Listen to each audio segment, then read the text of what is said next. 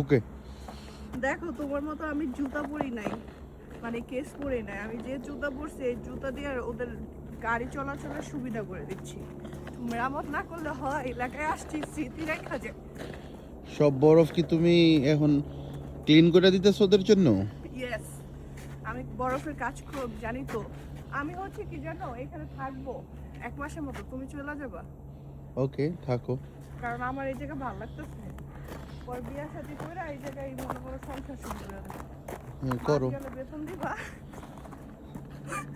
কারণ তুমি না মাঝে মধ্যে বলো যে কি বিয়া করছে এত তেজ, ঠিক আছে ঠান্ডা দেশে নিয়ে যায়। তো এই যে ঠান্ডা দেশে এসে আমি রিয়েলি ঠান্ডা হয়েছি।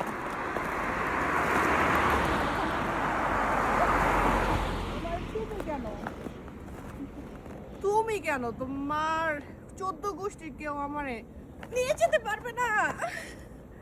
তুষার মানে আমরা কেন স্নোফলটা পাইতাছি না? এইটা লাগবে আমার, এইটা এটা ভিডিও বানাবো। হাই, ওয়াও, ও মাই গড, এটা বরফ আমার শিক্ষা দিতেছে।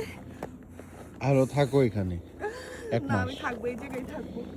1 মাস থাকলে তুমি বরফ হয়ে যাবে। কাঠের সারা জীবন এই বিল্ডিং এ থাইকা মনে করো কি ঢাকা শহর, প্যারিস, আমার প্যারিসে বাসা হতো এরকম।